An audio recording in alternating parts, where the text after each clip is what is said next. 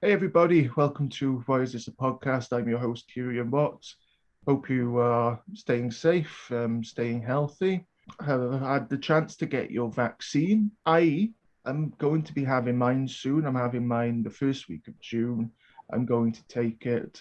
I please encourage everybody else to take the COVID vaccine too, if you're able to, and if when it's offered to you. COVID-19 is, of course, still the dominant story in India, and we'll be getting into that with my guest tonight, who I'm very, very excited about, and I'll introduce her in just a moment.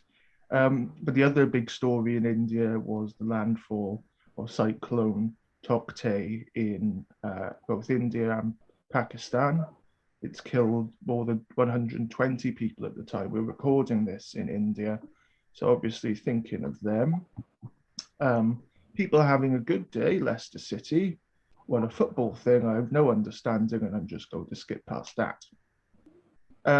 So much going on in the world, but especially in India, like I mentioned. And so I wanted to talk to a friend of mine. She's a journalist and communication specialist. Currently, she's an editor and audience growth lead with the Hindustan Times. Please welcome to the show, Vertika Kanaujia. Hey, Vertika. Hi, Kiran. How are you? Thanks Thanks for for being. having me. Thanks for being here. It's lovely to see Oh, you. it's nice to see some nice sunshine on your face and in the room. So, yes, That's Tarif just has done to that's just a lighting effect. if You know, this. it's the weather is not so inclement in Wales at the moment, so glad about that. And obviously, weather-related story, big news in India with the cyclone. Um, Yes, Obviously, it, terrible tragedy. Uh, yes, it's been traumatic. I mean, had a time when we are actually fighting a huge pandemic. Something like this really took away a lot of grit for the agencies to make sure that the damage is less and the collateral damage is not as much. So there have been reports of over 100 casualties across the coastal lines.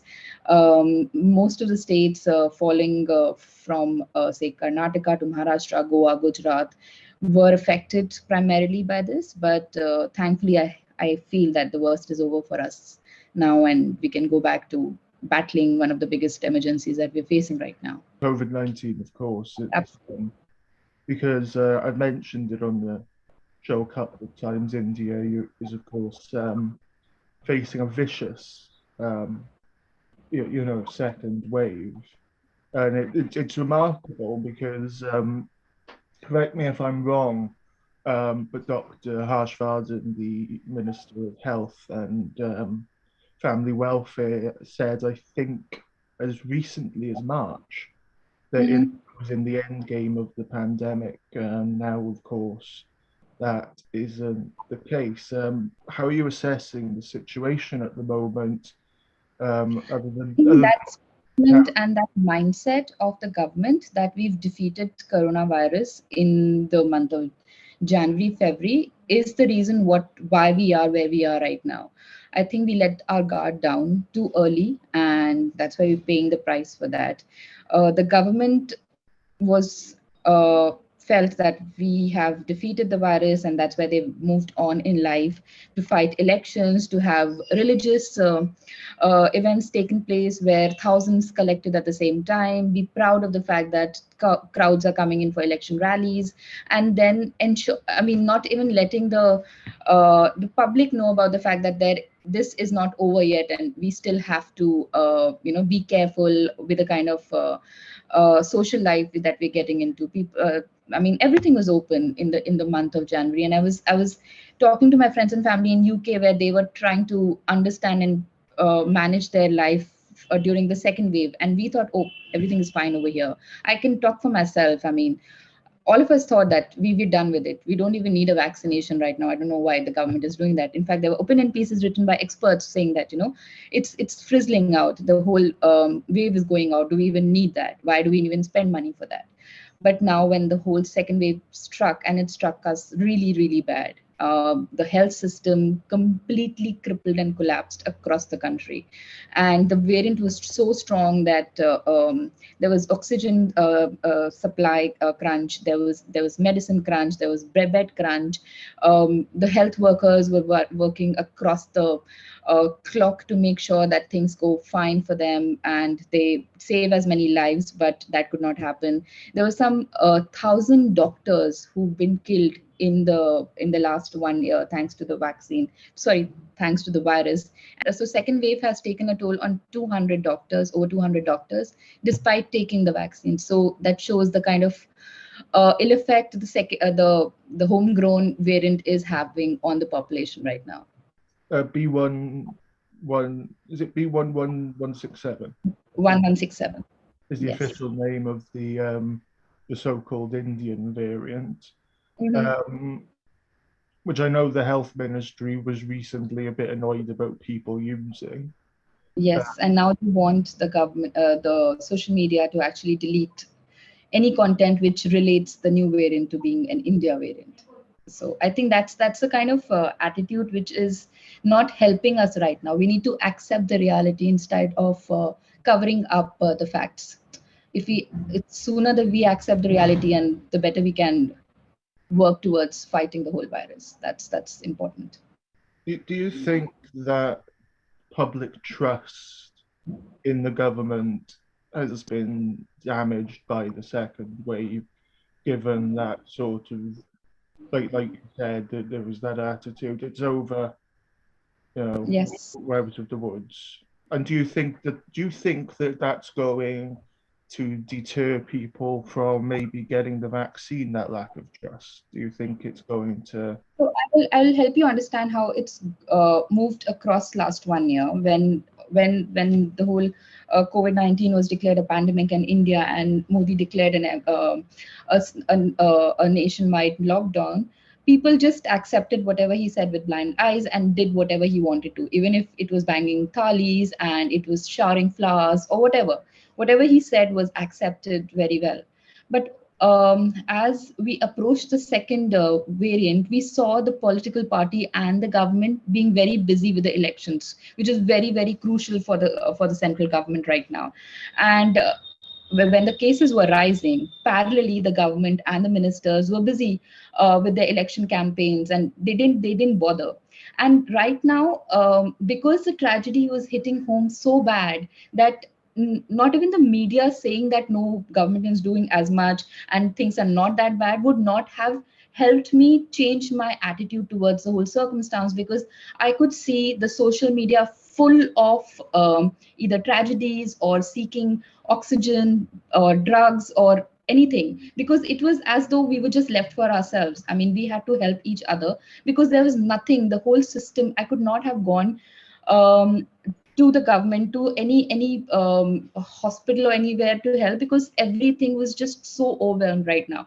And I remember in the month of April, March and April, the things were so bad that there was not a single bed available in Delhi, and I was actually finding one for a cousin of mine um, who died to COVID after battling for his life for like Sorry to 20. hear And it was so sad because we for 5 days we were trying to find a ventilator bed for him, an ICU bed for him. Then we was trying to find uh, medicines for him. So the doctors would prescribe the medicine without even checking if the patient can find the medicine in the drugstore. The government would tell us, no, it's not your job to find the medicine because it will be procured by the hospital. There are no beds in the hospital. So I mean, it's not my story. It's a story of most of the Indians out there, and I'm sure the story has fizzled out in the urban centers right now, but it's moved beyond urban metros and to the smaller states. It's moved to regions where there is no media, there's no accessibility to even know about such stories. So Tamil Nadu is one state which is still grappling with the whole situation. There's Assam, there are other smaller states where there are no facilities, and people are considering COVID as a flu and taking basic medicines. And when things go critical, that's when they rush to the hospital and they don't find a bed. because a hospital is far away from their place. Even a doctor is far away from their place. So medical facility and accessibility at this point of time is a big, big, big hurdle in our fight to end COVID-19. One of the most harrowing things that I've seen is just people on social media, begging for oxygen. Absolutely. Anyone who can help, please help. And that I think drives home um, in quite a visceral way the the desperation and the sheer magnitude of this crisis, which juxtaposed with the situation, like I said, as recently as March. So I want to ask, do you see an end? Mentioned Endgame. Do you see an end in sight at the moment? See, right now things have calmed down in the urban areas, and we see cases plateauing and deaths also slowing down. But because we know that the vaccination drive is not as it should have been, the policy towards vaccinating the whole country, because that's one and only weapon that we have to fight the virus, is not in place. So we don't know when it's going to end. We don't know if a third wave is sooner or later going to come back and wreak havoc across the country once again. And I'm sure things are not as good in several parts of the country right now. So till the time we get vaccinated, which it's being assumed it can't happen by year end, though government claims that it would be, things might not be, there would not be an end game anytime, considering what the situation is right now. One thing I want to mention about social media, that you mentioned, that how people were actually, struggling and trying to find any help that they could get on social media. Social media did emerge as one of the strongest tools to fight COVID, when there was no help across the board. I mean, if I knew a VVIP who can help me get a bed, that was the only way I could have. Otherwise, people were actually just trying to help each other. There were these networks created, there were these groups created, there were social media influencers who were helping out people who they could, to make their message go viral regarding a bed or a vaccine. That was one of the biggest help that the country would have got in this point of time when no one else was helping. So yeah, I mean, something that really helped the nation fight a bad time in its history of COVID. That's a fantastic point because during the pandemic, a lot of people have sort of it's been social media as a force for bad with the spread of misinformation. But of course, like you said, it can be an Much incredible, of a powerful tool. can be a valuable tool when deployed effectively. So I want to come to you and Uh-huh. just talk about you and your background. As I mentioned, you're a journalist, and of course, journalism has a vital role to play in fighting a pandemic like this. Mhm. What inspired you to enter journalism in the first place? Because of course you entered before COVID-19. So Long before that, long decades before that, actually. So I entered in the year 2004 5, and that's when it was in its nascent stages. I mean, especially the broadcast media was in its nascent stage, and that's where I've spent most of my career in. So I've worked with several of these leading national TV news channels across the country. And I've seen the pragmatic shift in its news delivery. First, it was used to be a very nice vanilla-driven news cycle where would have everything in place. Whereas over the years, we've seen that how television journalism in India has now just come down to voyeurism and say sensationalism in terms of the kind of stories or the debates that are done. So it's actually converted itself into an infotainment media over the years, and that's kind of a sad state of affairs, and it just reflects a lot on how a media could have been a mass media could have been an important tool against COVID, which it failed to be. I mean, last month I think the media did a better job in covering and making the Indian tragedy go global, other than the Indian media. We were trying to be a bit uh, soft, and we were trying to be a bit calm in our approach, whereas the international media showed what it was to the world, of what was happening, right from crematoriums to hospitals to the roads of Delhi and other places.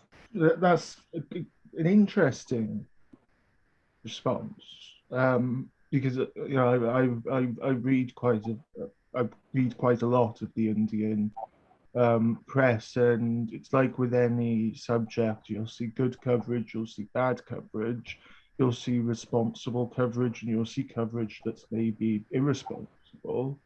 You are right that it's important that the news media step up to the plate in a crisis and give people the information they need, keep people informed.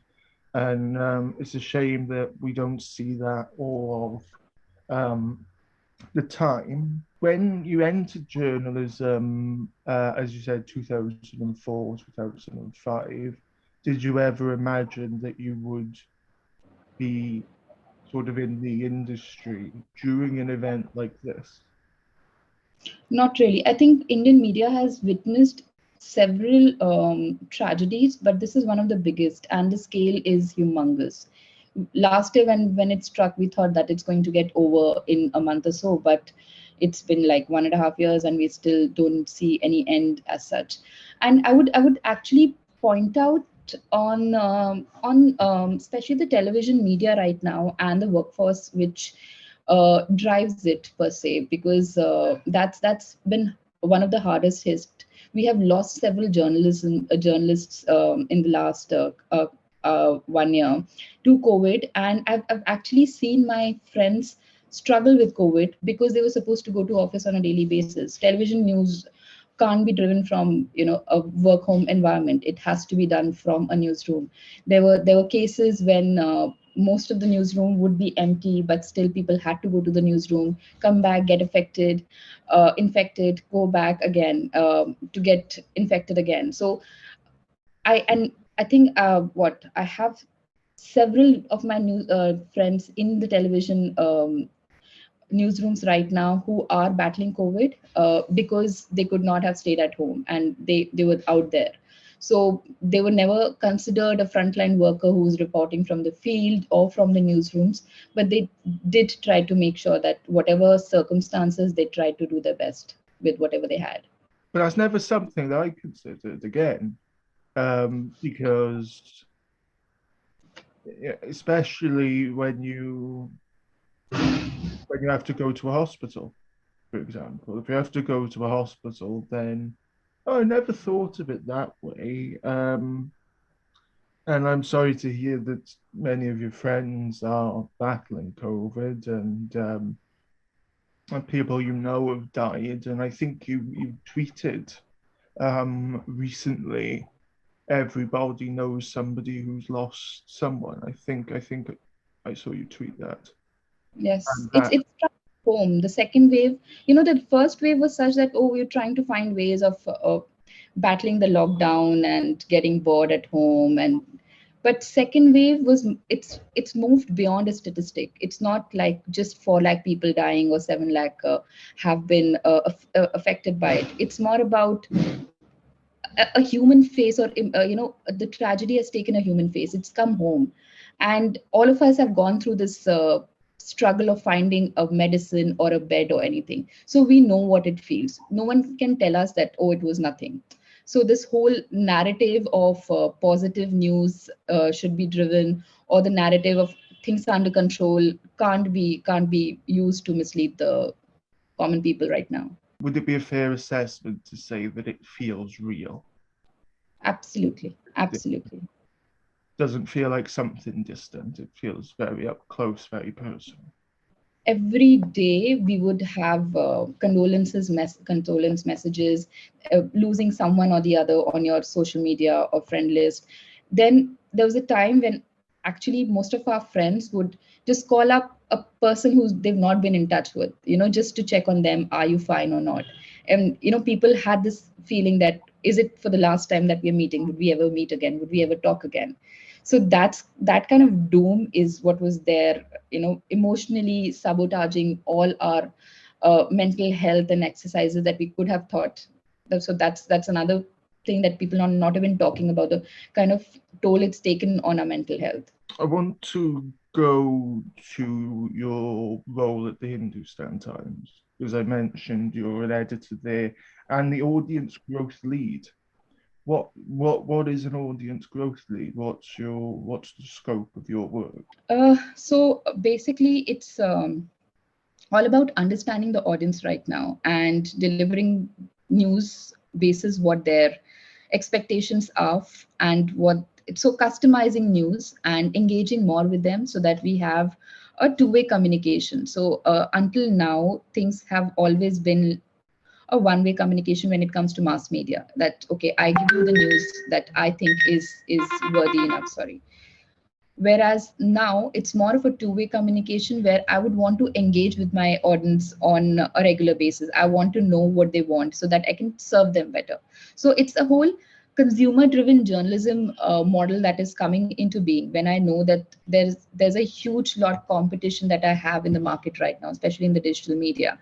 And digital media gives us a lot of understanding of the audience because of the data analytics and the tools that are associated with it. So I know who's coming to my website, who's reading me, what is their so their demographics, their psychographics. So how can I customize my news experience in a better way so that I convert my casual readers into loyal readers? So that's how an engagement would work, so that I can have brand loyalists created from the news consumers who are coming to read me. So they would opt me other than my competition on a regular basis. So how through data, understanding their preferences, and then customizing the content and the engagement strategy basis that. It's a new emerging role which most of the digital media organizations have these days, so that they can serve the audience better and make the experiences better. So of course, marketing is something that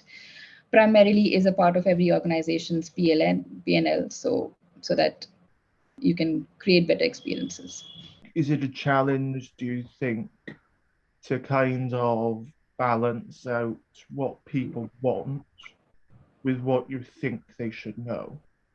Exactly. I think right now, so the news shift has been from what we think is news to what we think our consumer thinks it's news. So from me deciding the news for you, I let my audience decide the news for themselves, and then I serve them accordingly.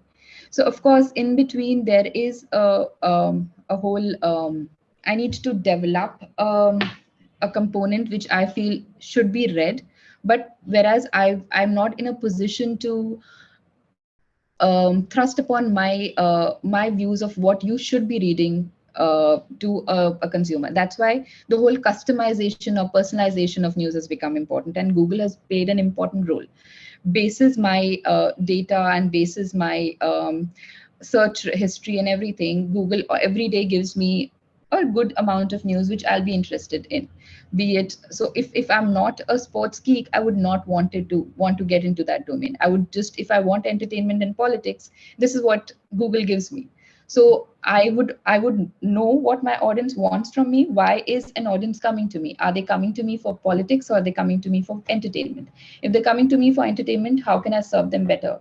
And by serving entertainment better, how can I also try selling them politics, or giving them politics? So that's the whole idea. Because it's in a sense, it's like an accessibility question, making it. Yes, and yes, and then knowing what their preferences are in terms of their interest, giving them what they want. So if I feel that a quiz or a spell bee is something which is picking up trend right now, can I serve them? So I'll understand, okay, this percentage of my consumer is also interested in shopping, or is also interested in recipes. How do I give them recipes? Oh, I was not giving them recipes until now.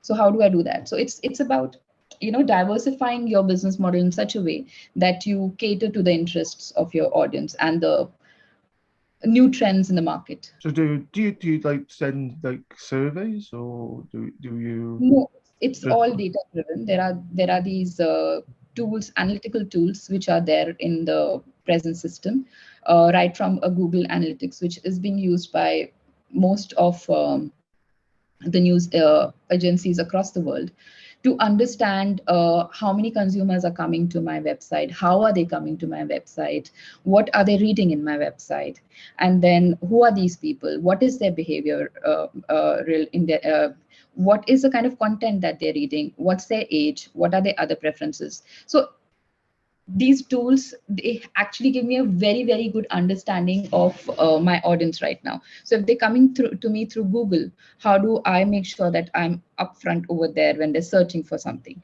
So if you're sitting in UK and want to know anything about India, what do you do first? You Google about it, you say India news, and that's where several things pop up.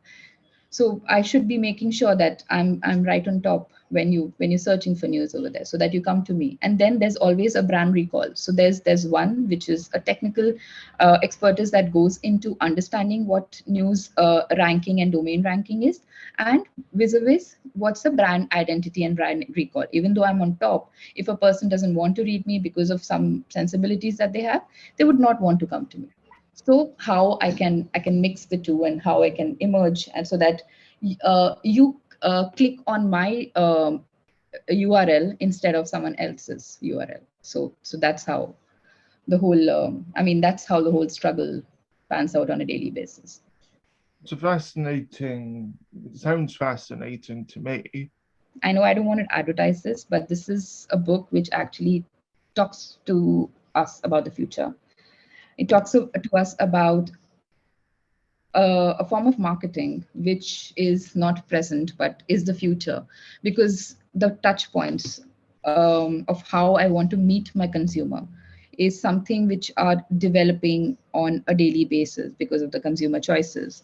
So earlier it was Facebook where, or social media, where people were getting their news, but then Facebook changed their algorithm. So only people who would be so the tweets and the posts from my friends and family would be upfront, whereas anything from the news publishers would not be there. So that's how the Facebook traffic died. Then came Google, Alexa, and others, the Internet of Things. So these are people, these are tools which are coming out in the future. So how and most of us are on digital platforms on a daily basis. So how I can use that understanding to reach out to the right kind of people. So this kind of thing is obviously going to be huge. You've mentioned it's the future because journalism has gone digital. We mentioned social media earlier. I just wanted to just finish off by asking, what do you think the future of digital media looks like, and do you think force for good, force for bad, somewhere in the middle? It's going to be emerging stronger. It has to evolve. People who would not understand data in the long term might not be able to compete with the growing trend, because right now journalism is all data driven, AI driven. So you need to understand the data tools to understand your consumers, understand how they are changing, how their atmosphere, how their habits are changing. So if any entity would have answers to these, they would help digital news or digital publishing become a juggernaut which can't be defeated. And we see that how television is actually taking a back seat, because not many people are interested in television right now. One, because it's a dying industry in terms of revenues. Second, because of the credibility attached to it. There's a lot of propaganda. I'm talking specifically in Indian context over here. So digital news, where I'm getting what I want according to my preferences, customized in my inbox on a daily basis, on my phone on a daily basis, is something that the future looks like. It's just about meeting your consumer at the right time, at the right place. Well, television's dead, sorry, television. Dying, not it would not like it would not be buried, but it would be like just an entity would be there in the background for a as a good decoration piece. It's not number one anymore. And print Uh, journalism, of course, as we know, that's obviously suffered a lot with advancements. So that is just my final question. Digital, the digital future of journalism, is it a good thing, a bad thing, or in the middle? It's a good thing for sure. But of course, there are lots of loopholes which need to be settled in terms of policy, in terms of fake news, which is kind of emerging as one of the biggest demons in the whole democratization of journalism, because there needs to be credibility, and the source of any news article right now is not authentic. So of course, if the right kind of policies are put in place, digital can emerge as one of the biggest and most suited entities of news delivery across the world. But only with the proper framework. Yes, proper policies which are not propaganda driven right now. The rural, sorry, the establishment wants to create a system which is kind of in line with their ideologies. So keeping bias aside, an unbiased approach, so that free journalism and free speech should be out there undeterred. Well, Vertika, it's been absolutely lovely to see you. Fascinating to hear your take on everything we've discussed. I hope that you'll come back on another time. Hopefully, when the situation is a bit calmer in India and it's a bit, it's not as traumatic, and I hope that day comes sooner rather than later. Please stay safe. Thank you. I hope your loved ones are well. Uh, Yes, thank you. I hope I can fly over. That's what I was going to say, that I hope I get to see you in India. I know one of your trips was cancelled, but I hope I get to see you. I'm sure this year it's not possible with the kind of situation we are in. Maybe hopefully next year, 2022. I hope that gets us some good news. I would love to come over and we can Have some Indian food. have some proper Indian food and uh, go to Agra and see the Taj Mahal or something. More places, not just the Taj Mahal. It's I know, there's, overrated. I know there's more places. I know you're a big country. I know there's more places. But there you go. You can be my tour guide. Absolutely. I'd love to be that. Yeah. And I can do an interview with you in person. Wow, that'll be amazing. It'd be lovely, wouldn't it? I'll have to come when it's cold. I don't do well with the heat. Oh yes, yes. Right now the sun is like on my face right now. You can see. It gives you a nice glow. It gives you a nice heavenly glow. Well, thank Yeah. you. So Yeah. no, I'm just saying come during the winters. We'll be happy to have you. Oh, Happy to show you around. love to come out. Well, Vertika Kanaujia, everyone. On Why Is This a Podcast? I'm Kieran Watts. Thank you so much for joining. Please like and subscribe if you enjoyed this interview and got as much out of it as I did. And join us next time.